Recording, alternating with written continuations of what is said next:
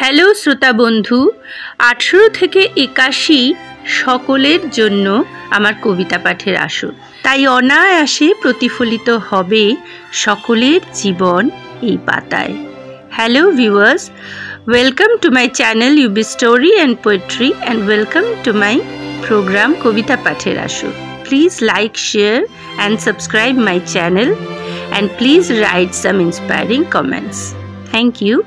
আমাদের আজকের কবিতা নীরেন্দ্রনাথ চক্রবর্তী মহাশয়ের লেখা ঠাকুমা বলতেন। ঠাকুমা বলতেন, দাদা খুব বেশি তো আর বাঁচব না, এখন তাই সাধ্যমতো আলগা দিয়ে থাকি। যে অল্প সময় আছে বাকি দেখতে দেখতে কেটে যাবে।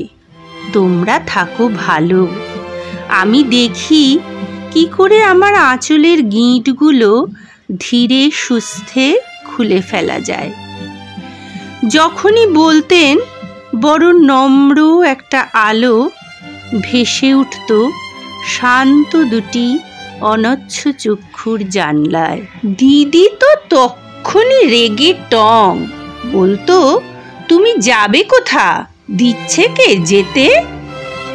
আমরা চাইছি গল্প শুনতে, আমরা চাইছি খেতে, নাড়ু বড়ি আম কাসুন্দি খেয়ে দিব্যি আছি, বুঝলে তো ঠাকুমা?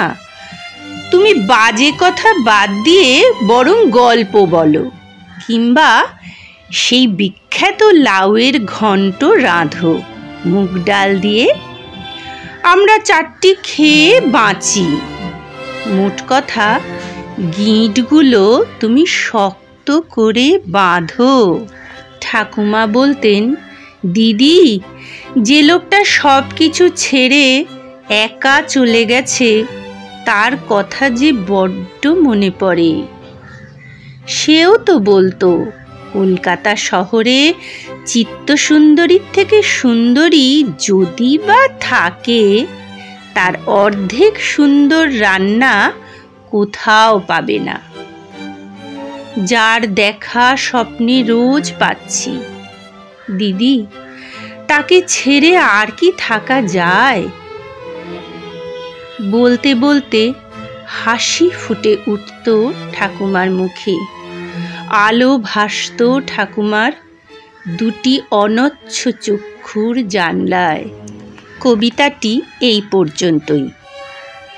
আচ্ছা, তুমি কখনো কোনো অতি বৃদ্ধ মানুষের চোখের দিকে তাকিয়ে দেখেছো? দেখবে সেই চোখের গভীর থেকে উঠে আসছে তার সারা জীবনের অভিজ্ঞতার প্রতিচ্ছবি। তার সারা জীবনের দুঃখ, কষ্ট, আনন্দ, নানা উঠাপড়া সব কিছু মিলে মিশে এক অদ্ভুত গভীর দৃষ্টি সৃষ্টি হয়েছে, যেন ইহ জগতের সমস্ত মায়া কাটানো দৃষ্টি। কেমন যেন সৃষ্টিকর্তার সাথে একাকার হয়ে যাবার এক আকুল প্রতীক্ষা। তুমি দেখো খেয়াল করে কেমন। আজ এই পর্যন্তই। ভালো থেকো, আবার দেখা হবে। টাটা।